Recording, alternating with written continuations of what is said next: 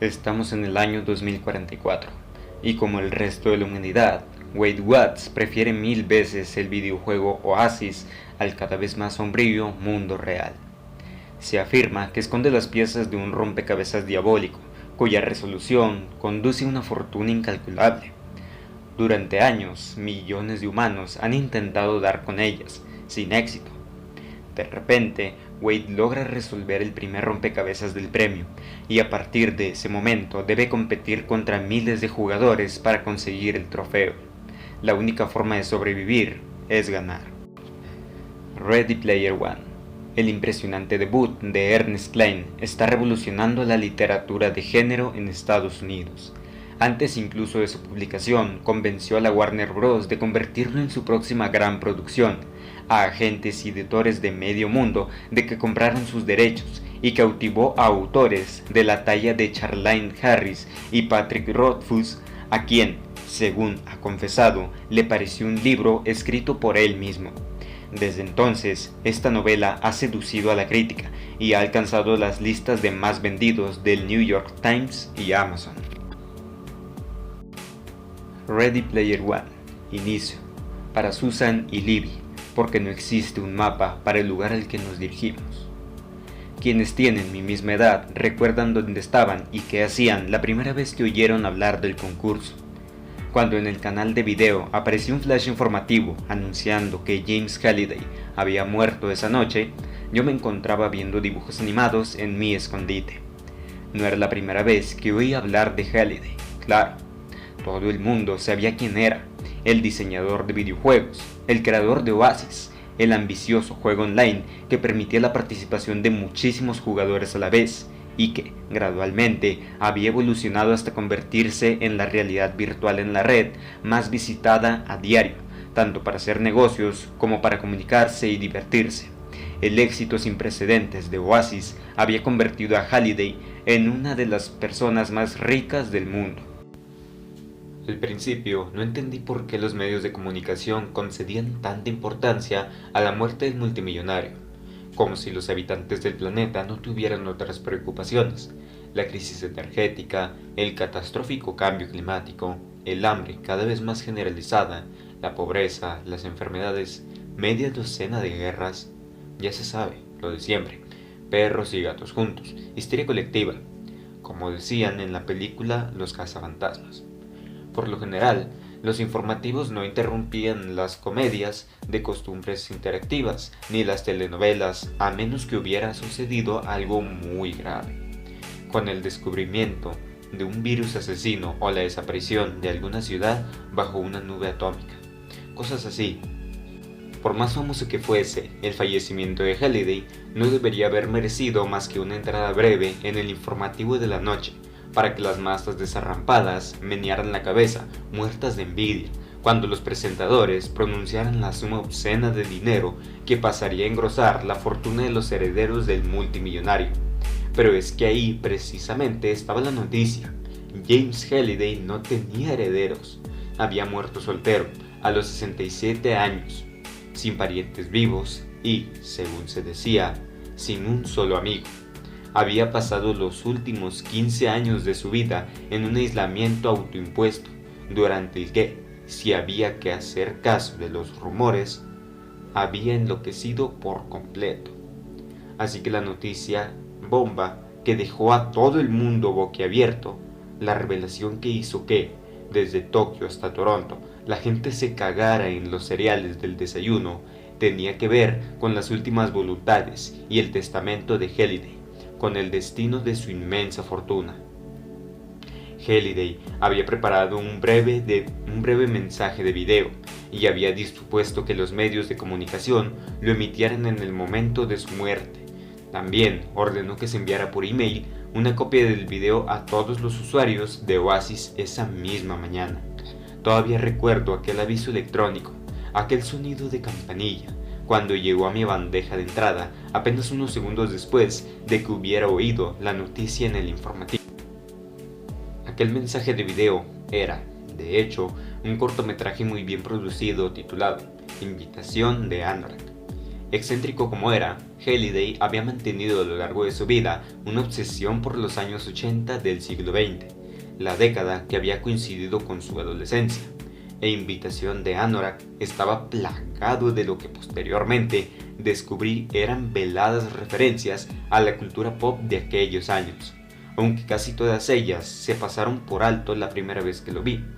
De principio a fin duraba poco más de 5 minutos, y en los días y semanas que siguieron se convertiría en el documento audiovisual más analizado de la historia, superando incluso al del asesino Kennedy en Dallas, captado por Abraham Zapruder, si tenemos en cuenta el número de veces que fue estudiado fotograma por fotograma. Todos los miembros de mi generación llegaríamos a aprendernos de memoria el mensaje de Halliday de cabo a rabo. Invitación de Anorak se inicia con el sonido de las trompetas de los primeros compases de una canción antigua llamada Dead Man's Party. La canción suena durante los primeros segundos sobre un fondo negro. A las trompetas se une una guitarra y entonces aparece Halliday, pero no es un hombre de 67 años, devorado por el paso del tiempo y la enfermedad. Su aspecto es el que lucía en la portada de la revista Time en 2014. Un hombre alto, delgado, saludable, de poco más de 40 años, algo despeinado y con sus características gafas de pasta. También lleva la misma ropa con la que aparecía en la foto de la revista, vaqueros desgastados y la camiseta vintage de los Space Invaders. Halliday se encuentra en un baile de instituto que se celebra en un gran gimnasio cubierto. Está rodeado de adolescentes que, con sus ropas, peinados y bailes, muestran que pertenecen a los años 80. Inicia la nota. Un análisis detallado de esta escena revela que todos los adolescentes que aparecen detrás de Halliday son en realidad extras de varias películas para adolescentes de John Hughes, que han sido recortados y pegados digitalmente en el video. Fin de la nota. Halliday también baila, algo que nadie le vio hacer jamás en la vida. Con una sonrisa de loco dibujada en los labios, da vueltas muy deprisa y mueve los brazos y la cabeza al ritmo de la música, componiendo impecablemente varios de los pasos característicos de aquella época. Pero Halliday no tiene pareja de baile, como suele decirse, está bailando solo. En el ángulo inferior izquierdo de la pantalla aparecen unas líneas que indican el nombre del grupo, el de la canción, la casa discográfica y el año de aparición del tema, como si se tratara de un videoclip antiguo emitido en la MTV. Oingo Boingo Dead Man's Party, MCA Records, 1985. Cuando empieza la letra de la canción, Halliday mueve los labios y hace playback sin dejar de dar vueltas. All dressed up with me, no here to go, walking with a dead man over my shoulder. Don't run away, it's only me. Entonces deja de bailar bruscamente y con los dedos de la mano derecha hace el gesto de cortar. La música se detiene al momento. En ese preciso instante, quienes bailaban en el gimnasio tras él desaparecen y la escena a su alrededor cambia de pronto. Halliday se encuentra en una funeraria junto a un ataúd abierto, menciona la nota. Lo que lo rodea está sacado en realidad de una escena de la película Escuela de Jóvenes Asesinos. Parece que Halliday ha recreado digitalmente el plato de la funeraria y se ha insertado a sí mismo en él. Fin de la nota. Un segundo Halliday, mucho mayor, aparece tendido en la caja, su cuerpo devorado por el cáncer. Sendas monedas relucientes le cubren los párpados, menciona la nota. Un visionado posterior en alta definición revela que las dos fueron acuñadas en 1984. Fin de la nota. El Halliday más joven baja la vista y contempla su cadáver, más viejo, con tristeza impostada, antes de volverse a los compungidos asistentes para dirigirles unas palabras, menciona la nota. En realidad, todos los asistentes son actores y extras de la misma escena del funeral de Escuela de Jóvenes Asesinos.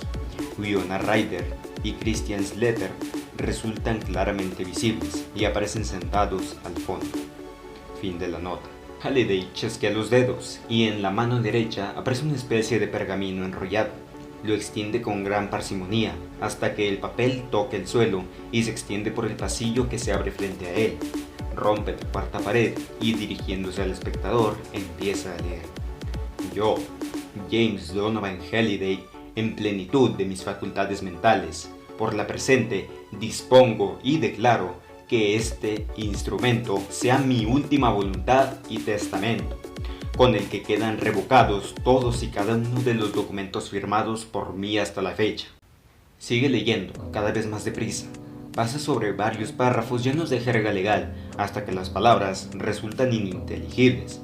Entonces se detiene abruptamente. Olvidaos de todo esto, dice.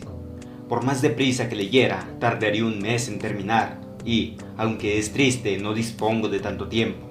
Suelta el pergamino, que desaparece tras una lluvia de polvo de oro. Permitidme que os adelante solo lo más destacado. La funeraria también desaparece, y la escena cambia de nuevo. Halliday se encuentra en ese momento frente a la puerta de la inmensa cámara acorazada de un banco. Todo mi patrimonio, incluida mi participación mayoritaria en acciones de mi empresa, Gregarious Simulation Systems, quedará en depósito hasta que se cumpla la única condición que he dispuesto en mi testamento. El primer individuo en satisfacer dicha condición heredará toda mi fortuna, valorada en la actualidad en más de 240.000 millones de dólares. La puerta de la cámara acorazada se abre y Halliday accede a su interior. Se trata de un espacio enorme que contiene una montaña inmensa de lingotes de oro, del tamaño aproximado de una casa de grandes dimensiones. Aquí está la pasta que dejo para quien la quiera, sonríe de oreja a oreja. En los bolsillos no os va a caber, ¿verdad? Halliday se apoya en la montaña de lingotes de oro y la cámara toma un primer plano del rostro. Seguro que os estáis preguntando qué tenéis que hacer para pillar todo este dineral. Pues echad el freno, niños, que ya llegamos. Hace una pausa dramática y adopta la expresión de quien está a punto de desvelar un gran secreto. Halliday vuelve a chasquear los dedos y la cámara acorazada desaparece. Y en ese preciso instante, él mengúa y se transforma en un niño pequeño, vestido con un pantalón de pana marrón y una camiseta descolorida de los teleñecos. Menciona la nota 5. El atuendo de Halliday coincide exactamente con el que llevaba en una foto que le tomaron en 1980, cuando tenía 8 años. Fin de la nota. El pequeño Halliday ha aparecido en un salón abigarrado de elementos. Una moqueta naranja desgastada, paredes forradas de madera y una decoración hortera de finales de los 70. Cerca de él puede verse un televisor Zenith de 21 pulgadas y una consola Atari 2600 conectada a él. Esta fue la primera máquina de videojuegos que tuve en mi vida, prosigue Halliday con voz mucho más aguda. Una Atari 2600, me la regalaron en la Navidad de 1979. Se sienta frente a la consola, levanta el joystick y empieza a jugar. Este era mi juego preferido, añade, señalando con un movimiento de cabeza la pantalla, donde un pequeño cuadrado viaja a través de una serie de laberintos. Se llamaba Adventure. Como muchos de los primeros videojuegos, Adventure fue diseñado y programado por una sola persona, pero en aquella época Atari se negaba a conceder el menor mérito a sus programadores, por lo que los nombres de los creadores de los juegos no aparecían en ninguna parte. En la pantalla del televisor vemos a Halliday usando una espada para matar a un dragón rojo, aunque a causa de la poca resolución de la imagen del juego, parece que es un rectángulo que intentara clavarle una lanza a un pato. Así pues, el hombre que inventó Adventure, un hombre que se llamaba Warren Robinet, decidió ocultar su nombre en el interior del propio juego. Escondió una llave en uno de los laberintos del juego. Si encontrabas la llave, un pequeño punto gris pixelado, podías usarla para entrar en un aposento secreto donde Robinet había escondido su propio nombre. En la pantalla, Halliday conduce a su protagonista cuadrado hasta el aposento del juego, y en el centro aparecen las palabras creado por Warren Robinet. Este, continúa Halliday señalando la pantalla con veneración sincera, fue el primer huevo de Pascua que apareció en un videojuego. Robinet lo ocultó al codificarlo, no se lo dijo a nadie, y Atari lo fabricó y lo envió a todo el mundo sin tener conocimiento de aquel aposento secreto. Y no lo descubrieron hasta que, unos meses después, niños del mundo entero empezaron a encontrarlo. Yo fui uno de aquellos niños, y encontrar por primera vez el huevo de Pascua de Robinet fue una de las experiencias con videojuegos más geniales de mi vida. El pequeño Halliday suelta el joystick y se pone en pie. Al hacerlo, el salón se difuma y desaparece, y da paso a otra escena. Halliday se encuentra en una caverna en penumbra, donde la luz de las antorchas que quedan fuera de plano ilumina intermitentemente las paredes húmedas. Pero al momento la apariencia de Halliday también cambia, y el niño se transforma en su famoso avatar de Oasis, Anorak, un hechicero alto, ataviado con túnica, dueño de un rostro algo más atractivo que el de la versión adulta de Halliday y sin gafas. Anorak lleva su característica túnica negra, con el monograma de su avatar, una letra A escrita a mano, bordado en cada manga. Antes de morir, anuncia Anorak, expresándose en una voz mucho más grave, creé mi propio huevo de Pascua y lo oculté en algún sitio de mi videojuego más conocido, Oasis. La primera persona que lo encuentre heredará toda mi fortuna. Otra pausa dramática. El huevo está bien escondido. No me he limitado a meterlo debajo de una piedra. Supongo que podría decir que está bajo llave en una caja fuerte, enterrada en un aposento secreto, oculto en el centro de un laberinto en alguna parte. Se lleva el dedo índice a la sien derecha, aquí arriba. Pero no os preocupéis, he dejado algunas pistas por ahí para que podáis poneros en marcha, y ahí va la primera. Anorak mueve la mano con gesto grandilocuente, y súbitamente aparecen 3 llaves que empiezan a girar en el aire, delante de él. Parecen de cobre, jade y cristal transparente. Las llaves siguen girando, y, mientras lo hacen, Anorak recita unos versos que aparecen sobreimpresos en la pantalla a medida que los pronuncia. Oculta las 3 llaves, puertas secretas abren. En ellas, los errantes serán puestos a prueba, y quienes sobrevivan a muchos avatares llegarán al final, donde el trofeo espera. Cuando termina, la llave de jade y la de cristal desaparecen, solo queda la de cobre, que cuelga de una cadena que Anorak lleva al cuello. La cámara lo sigue y él vuelve y continúa avanzando hacia el interior de la caverna oscura. Segundos después, alcanza una inmensa puerta de madera de doble hoja encajada en la pared rocosa. Las puertas están atravesadas por barras de acero y se ven escudos y dragones tallados en su superficie. No he tenido ocasión de poner a prueba este juego, por lo que me temo que tal vez haya escondido el huevo de Pascua demasiado bien, que lo haya hecho demasiado difícil de encontrar. No estoy seguro. Si es así, ya es demasiado tarde para cambiarlo de lugar. Ya lo veremos, supongo. Anorak abre de par en par las puertas, y al hacerlo aparece una gigantesca cueva del tesoro, llena de montañas de monedas de oro centellantes y de cálices cuajados de piedras preciosas, menciona la nota. Un análisis detallado revela gran cantidad de los artículos curiosos entre los montículos que componen el tesoro.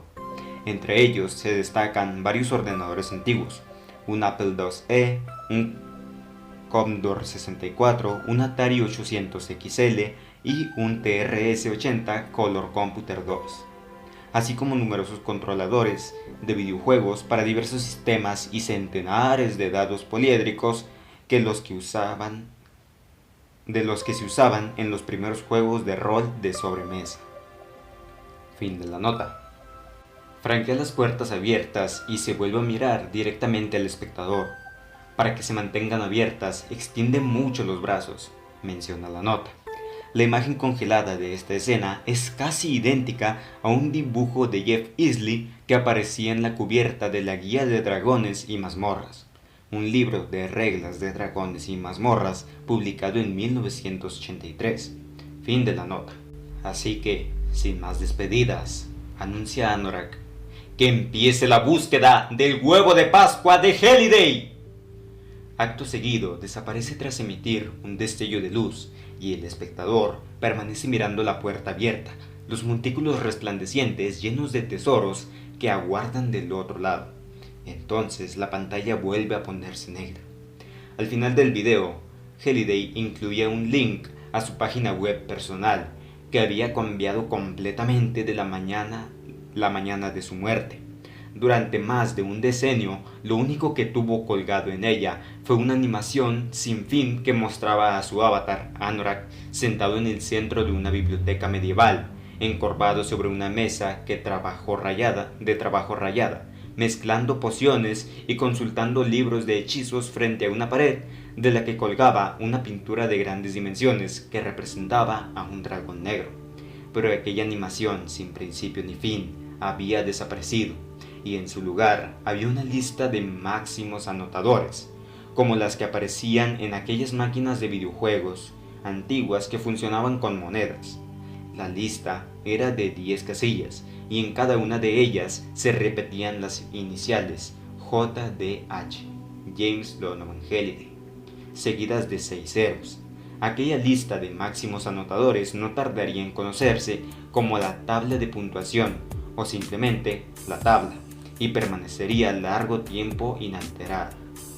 En la página web de Halliday, justo debajo de la tabla, también apareció un icono. Su aspecto era el de un libro pequeño encuadernado en piel, y al hacer clic en él, remitía a una nueva página web, anoraksalmanac.com, que enlazaba con una copia del almanaque de Anorak, de descarga gratuita, donde se recogían miles de entradas sin fechar del diario de Halliday.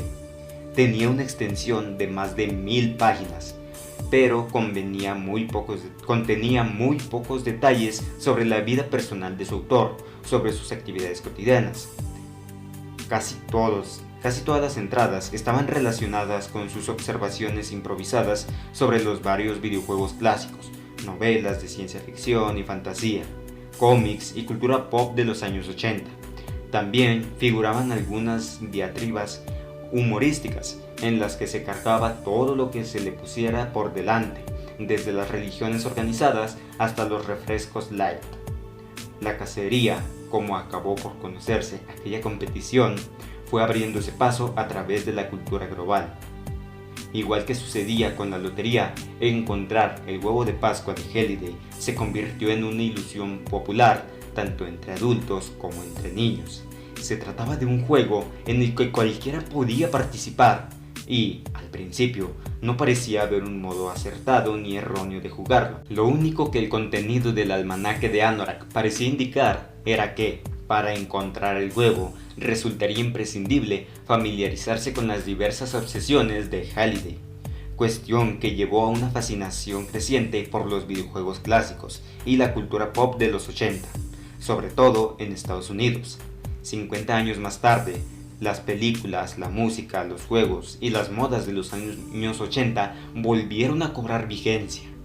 En 2041, el pelo encrespado y los tejanos lavados al ácido estaban de nuevo de moda, y las versiones de éxitos de la década, interpretadas por grupos contemporáneos, copaban las listas de éxito. La gente que había vivido su adolescencia en los 80 y que ahora se acercaba a la tercera edad, vivía la extraña experiencia de ver que sus nietos adoptaban y estudiaban las modas y las tendencias de su juventud. Durante esa misma época nació una nueva subcultura, seguida por millones de personas que dedicaban todo el tiempo libre del que disponían a buscar el huevo de Pascua de Halliday. Al principio, a aquellos individuos se los conocía simplemente como Egg Hunters, es decir, cazadores del huevo, pero el término no tardó en fundirse en una sola palabra, Gunters. Durante el primer año de la cacería, ser Gunter se puso muy de moda. Incluso hubo una época en que casi todos los usuarios de Oasis decían serlo. Tras cumplirse el primer aniversario de la muerte de Halliday, la pasión que envolvía lo relativo a la competición empezó a remitir. Había pasado un año entero y nadie había encontrado nada, ni una sola llave. ni una puerta. Muchos creían que parte del problema radicaba en la inmensidad de Oasis, que contenía más de 1000 mundos simulados, donde podían ocultarse las llaves. Para registrar a fondo cualquiera de ellos, un Gunther tendría que dedicar años enteros. A pesar de que los Gunthers profesionales no dejaban ni un solo día de alardear de que ya se encontraban más cerca del descubrimiento, la verdad se imponía cada vez más. Nadie sabía siquiera con exactitud qué era lo que buscaba, ni de dónde debía empezar a buscar. Transcurrió un año más, y otro, y nada. El gran público perdió por completo el interés en la cacería. La gente empezó a dar por supuesto que aquello era solo la estafa excéntrica de un loco millonario. Otros opinaban que, aunque el huevo existiera, nadie lo encontraría jamás. Entretanto, Oasis siguió evolucionando y adquiriendo cada vez mayor popularidad, y se protegía de los intentos de apoderarse de él y de los varios desafíos legales contra las férreas condiciones del testamento de Halliday, gracias al ejército de abogados implacables a quienes Halliday había encomendado la administración de su patrimonio.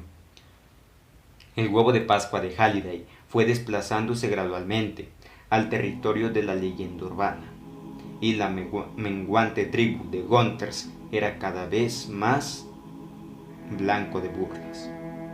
Todos los años, coincidiendo con el aniversario del fallecimiento de Halliday, los conductores informativos anunciaban en tono jocoso que los cazadores seguían sin obtener resultados, y año tras año eran más los Gunthers que abandonaban la búsqueda tras convencerse de que Halliday había hecho que el huevo fuera imposible de encontrar. Y así transcurrió un año más, y otro. Pero entonces, la noche del 11 de febrero de 2045, el nombre de un avatar apareció en lo alto de la tabla para que el mundo entero pudiera ver. Tras 5 largos años, un joven de 18 años que vivía en un campamento de caravanas fijas a las afueras de Oklahoma City había encontrado la llave de cobre. Ese joven era yo. Son muchos los libros, los dibujos animados, las películas y las miniseries que han intentado contar la historia de lo que sucedió después, pero ninguna acierta. Así que he decidido aclararlo de una vez por todas.